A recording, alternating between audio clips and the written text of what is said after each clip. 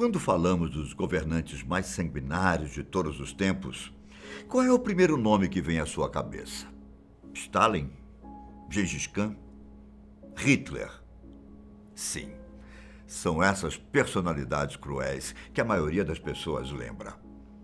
Mas existe o nome de um homem que inclusive morreu no século passado, que pouca gente sabe sobre suas crueldades.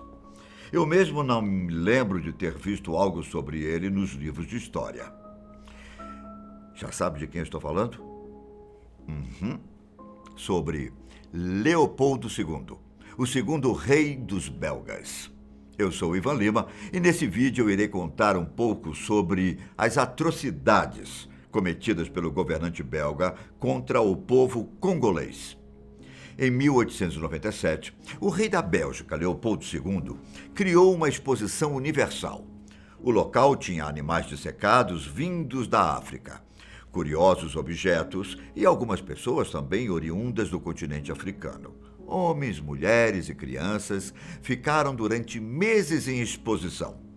Passado um tempo, o rei resolveu inovar. Ele então criou o Museu Real da África Central, que durante muitos anos foi o mais popular da Bélgica. O museu passou a expor a visão que os europeus tinham dos países africanos. Logo na entrada, era possível ver a imagem de uma missionária abraçando uma criança africana, com a seguinte frase: "A Bélgica leva a civilização ao Congo." O museu foi fechado em 2013 para uma renovação, provavelmente na forma como abordava os africanos, e foi reaberto no final de 2018. Inclusive, no final de 2019, surgiu um debate sobre o que fazer com os objetos saqueados durante a era colonial e que são considerados obras de arte nos museus da Europa, assim como acontece na Bélgica. Mas afinal, quem foi Rei Leopoldo II, que fundou o tal museu? Por que algumas pessoas dizem que ele foi tão cruel? Nascido como herdeiro do trono belga em 1835, Leopoldo era um príncipe como qualquer outro. Era cercado de privilégios e luxo. Durante a juventude, suas únicas obrigações eram aprender a atirar, participar de cerimônias estatais e coisas do tipo. Nada que indicaria que ele, quando mais velho, faria um extermínio deliberado em um país africano. Depois de ser nomeado no exército, Leopoldo se casou com uma princesa austríaca e subiu ao trono em 1865. Quando Leopoldo assumiu o governo, o contexto dos belgas era um pouco complicado. Eles tinham passado por muitas revoluções e reformas. Então, era esperado que o governo de Leopoldo fosse tranquilo, sem muitas turbulências. E, de fato, o governo do rei Leopoldo foi tranquilo, ao menos em relação aos belgas. O rei só pressionava o Senado quando o assunto era construir um império fora da Bélgica. Por falar nisso, para Leopoldo II, uma nação só era realmente respeitada quando ela conquistava terras e tinha lucros incontáveis em suas colônias. Por isso, um dos grandes objetivos do rei era conseguir colonizar grandes terras e tentar ser uma das nações mais respeitáveis do mundo. Na sua primeira tentativa, em 1866, ele tentou colonizar as Filipinas, que na época era da rainha da Espanha. Mas as negociações acabaram não se concretizando, depois que a rainha foi tirada do poder. Foi aí que Leopoldo II passou a olhar para a África com outros olhos. No ano de 1876, o rei organizou uma conferência geográfica internacional em Bruxelas, onde reuniu 30 sábios de toda a Europa. Inicialmente, a conferência tinha como objetivo organizar uma expedição multinacional, humanitária e científica, para explorar a região da África Central, que na época era praticamente desconhecida pelo povo europeu. Então, foi criada a Associação Internacional Africana, cujo objetivo era enviar ajuda humanitária à África. Em uma expedição, o rei enviou Henry Morton Stanley e David Livingstone, dois exploradores que iriam abrir caminho para as tropas belgas. Em 1878, a imprensa internacional transformou esses dois homens em heróis, afirmando que eles eram exploradores ousados que estavam no lugar mais sombrio da África. O que a imprensa não destacou foi o que o rei realmente planejava fazer no Congo. Resumindo, caros amigos, Leopoldo II teria enviado uma espécie de serviço filantrópico internacional, onde daria aos nativos africanos as bênçãos do cristianismo e os recursos da civilização europeia. Mas, na verdade, a expedição tinha como objetivo dominar as terras do Congo, algo típico do colonizador europeu. Quando os homens enviados pelo rei finalmente se estabeleceram no Congo, ele nomeou o local como Estado Livre do Congo. Só que o que aconteceu por lá, na prática, não tinha nada a ver com liberdade. O rei transformou as terras em sua propriedade pessoal e passou a embolsar todo o lucro produzido na região. O pior de tudo é que, no começo, o governo belga tinha emprestado todo o capital para Leopoldo II para ele realizar o suposto projeto humanitário. Depois que o rei pagou a dívida, a colônia deixou de ser belga e passou a ser apenas de Leopoldo, que estava determinado a sugar cada gota de tudo que havia no Congo. Leopoldo, em vez de enviar ajuda humanitária, matou uma grande parcela de congoleses e transformou a vida dos sobreviventes em um verdadeiro inferno. As pessoas foram escravizadas, eram obrigadas a cavar ouro, caçar e matar elefantes, por causa do marfim, e até a atacar seus conterrâneos. Além disso, muitos deles trabalhavam na produção de borracha.